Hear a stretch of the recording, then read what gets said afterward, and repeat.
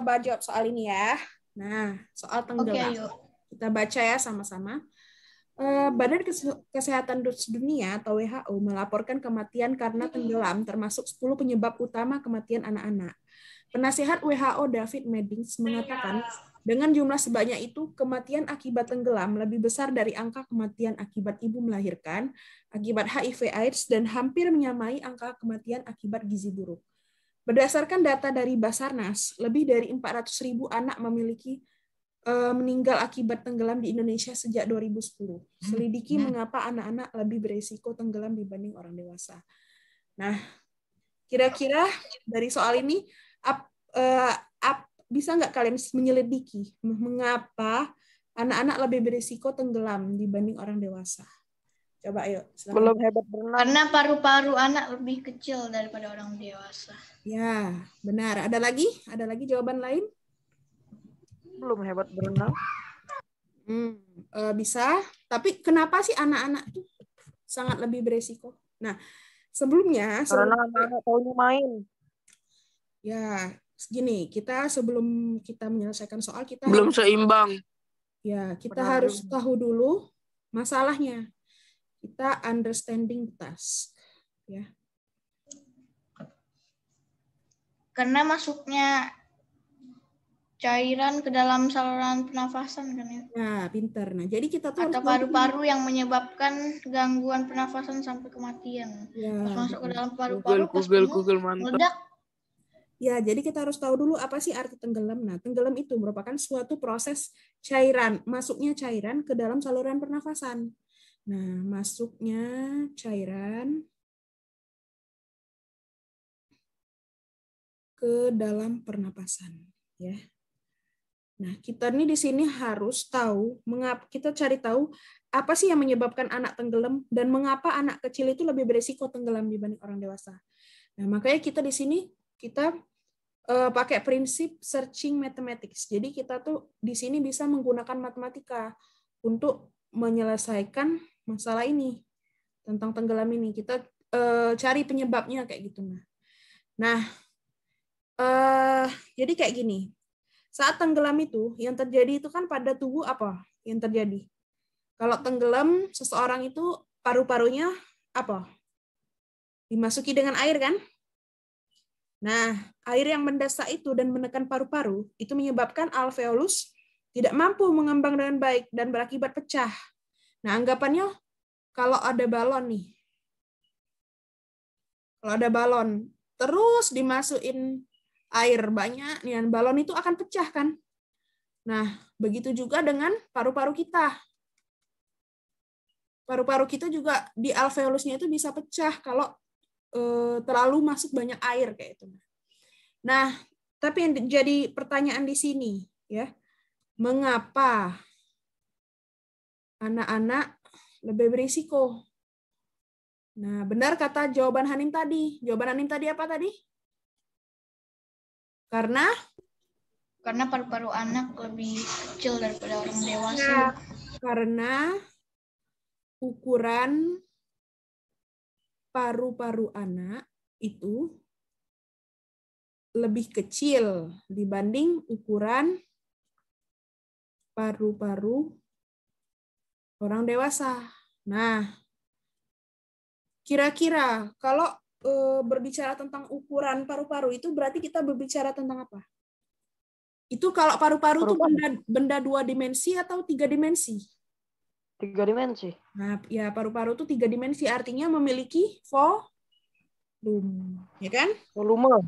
Ya, kita bisa tulis di sini volume paru-paru anak-anak itu lebih kecil daripada volume paru-paru orang dewasa. Nah, kalau digambar, diilustrasikan kayak gini, nah ini. Ini volume paru-paru anak, misalkan. Ini paru-paru orang dewasa. Nah, kayak ini. Nah, bisa jadi kayak itu.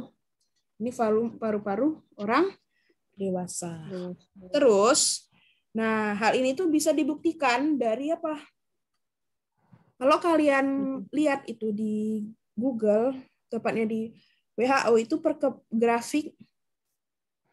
grafik perkembangan volume atau kapasitas vital paru-paru itu semakin bertambah umur semakin meningkat. Ya, ada grafiknya. Heeh.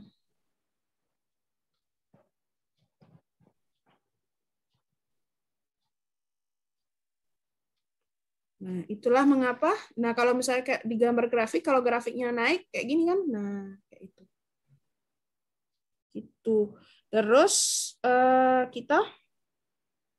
kita juga bisa misal, ya, ini benar kata Hanim tadi. Jadi, mengapa anak-anak lebih berisiko dibanding orang dewasa? Nah, terus bentar. Nah, yang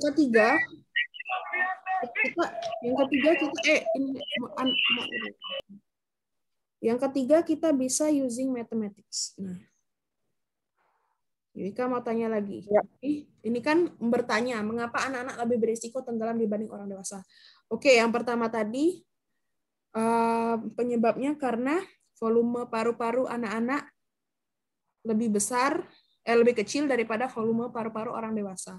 Nah, tapi kalau misal hanya ada dua anak, ya, ini anak satu misal, ini anak satu, ini anak dua. Nah, ini sama-sama umur, misalnya sama-sama umur 7 tahun.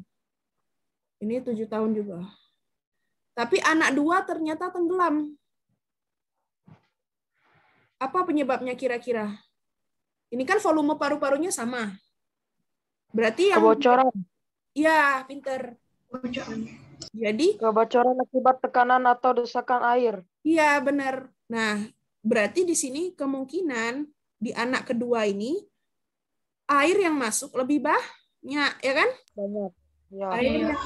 Air yang masuk ke paru-paru Lebih banyak. paru-parunya lebih banyak. Nah, Ya, yuk. sehingga di sini yang menentukan seseorang meninggal tenggelam itu juga karena volume air yang masuk. Ya enggak? Air.